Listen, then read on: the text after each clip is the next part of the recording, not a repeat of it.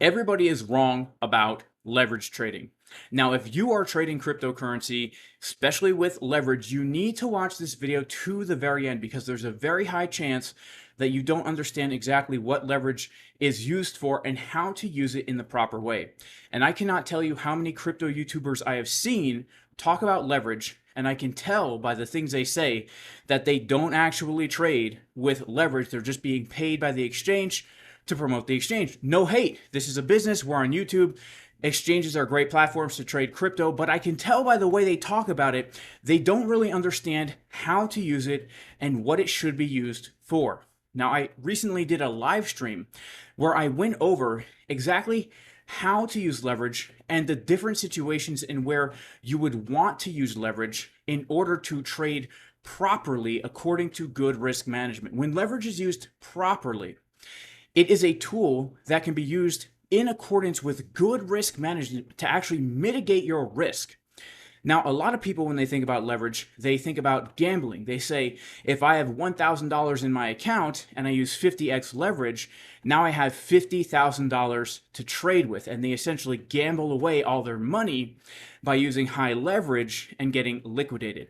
However, you're about to see in the following clip how, regardless of whether I'm using 1x leverage, 50x leverage, or 100x leverage, if I am abiding by a simple formula that I give you in the video to calculate your position size, as well as abiding by good risk management using your stop loss, it is irrelevant whether or not you use 1x, 50x, or 100x.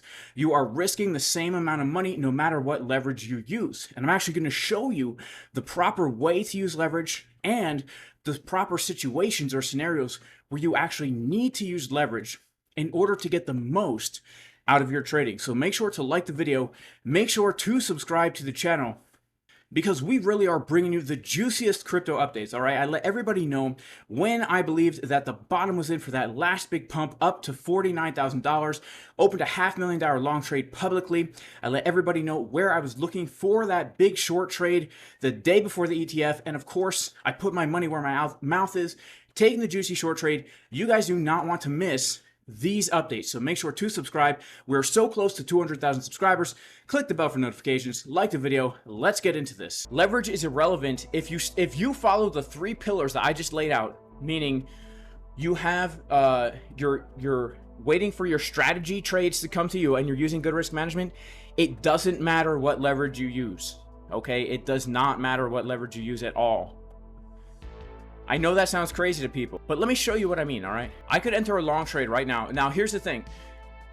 When we are using good risk management on a trade, right? What does that mean? It means we are risking 1%. 1% of our total capital, okay? If I have, let's say I have $1,000 in my account, that means for every trade I take, I should be risking 1%, $10. All right, so how do we calculate how much money to put on the trade? Well, if this is our idea, we only need a 0.15% stop loss. The way you calculate how much money to put on the trade is you do however much you want to risk, in this case is $10, and we're going to divide that by the percent of our stop loss. So if it's a 0.15% stop loss, right, we move that decimal point over two places, and so we dividing that by 0.0015, and that equals the amount of dollars that we put on the trade. That's our position size, right? So if we have $1,000 in our account and we're risking 1% with a 0.15% stop, you're going to do the calculation. You're going to do 10 divided by 0.0015. That means you could put $6,000 on the trade, and if your trade gets stopped out, you lose $10, okay? Now, look at this. I'm going to go ahead and do 1x leverage, and I'm going to put $6,000 on the trade. All right? I'm going to long it with a stop loss at 42.035. 42.035 is my stop loss. All right? If I get stopped out, I'm losing $11. That's about 10%. That's about 1%. Right? Boom. We're in the trade. Now, if I get stopped out of my 1x leverage trade, right? What happens? How much am I going to lose? Right? I'm going to lose $11. That's about 1%, a little bit more than 1%. Okay? Let's close our trade. Now let's use 100x leverage. All right. Not 100. Let's do 50x. Risky? Is it riskier? All right. Let's enter our trade. $6,000, and our stop loss is the same stop loss. Okay. Now, if I get stopped out of this trade, 50x leverage, how much do I lose? $10. The same amount of money. I did a 1x leverage trade and a 50x, and the risk is the exact same. Okay? The only difference is how much margin is actually isolated onto my trade. This is the difference. This is how much you lose if you get liquidated. Now, if you are trading properly, you are not going to get liquidated because your stop loss always goes before your liquidation price. Always. So there's no risk of liquidation here because I already know that my idea is wrong if we come below this level. So there's no need for me to hold this bag lower than this level. Okay, now let's close the trade.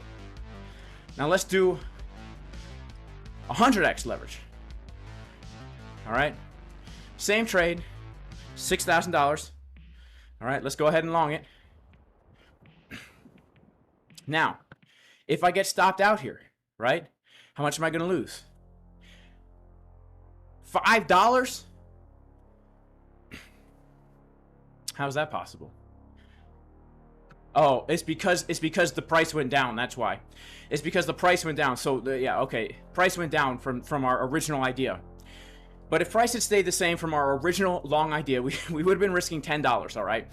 You could see that regardless of 1x, 50x, or 100x, if you are abiding by the 3 pillars of trading, which is abiding by a strategy, using good risk management, and then having the patience and the discipline to stick to the risk management, leverage doesn't matter.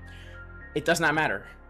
But you can see here, I'm risking $11 every single time. The only difference is at 1x leverage, I'm putting up $6,000 as margin. So if the trade goes against me 100%, I lose 6K. At 50x leverage, I'm putting $120, which means if the trade goes against me 2%, I get liquidated and lose $100. At 100x leverage, I'm only putting $60 as margin, which means if the trade goes against me less than 1% and I get liquidated, I lose $60. Okay, that is the difference. But it's not necessarily more risky to use leverage unless you say to yourself, oh look, I have $60,000 in my trading account. Let me just use 100x leverage and put $2 million on the trade. That is where leverage is bad, all right? That's where it's riskier, okay? But it's not any riskier if you're actually doing it right. So what are some reasons you would want to use high leverage? Well, let's say you don't want to keep lots of capital on your exchange, which I recommend you don't do. Right? You should keep most of it in cold storage, which means if you're trading with a $250,000 account, but you only want to keep no more than 50K on your exchange in case the exchange has some kind of hanky-panky, then you have to use leverage, okay? What's another reason to use leverage? Another reason to use leverage is if psychologically you have trouble abiding by your stop loss, okay? In this instance where I have 100x leverage here, my liquidation price is 41.8 right down here. Okay, that's my liquidation price. What does that mean? That means if I start to play the stop loss game of saying, oh, I don't know, I think we're going to come back up, let me move my stop loss, you can only do that for so long, and then the maximum loss you can take is a 6% loss, which still sucks. But it's much better than holding a 1x leverage trade and playing this game and turning what should be a scalp trade into a freaking long-term hodl investment. All right? So there's different reasons to use leverage. It's a tool. What's another reason to use leverage? Let's say you want to trade Bitcoin, Ethereum, and Litecoin and Chainlink, and you only have $1,000 in your account, right?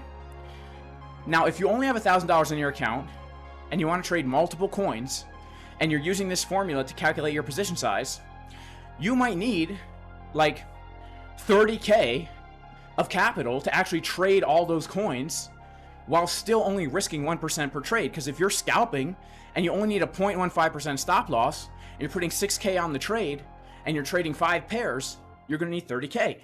And all of those trades are potentially going to lose $10 per trade or potentially make $60 per trade if you're using a nice risk to reward ratio.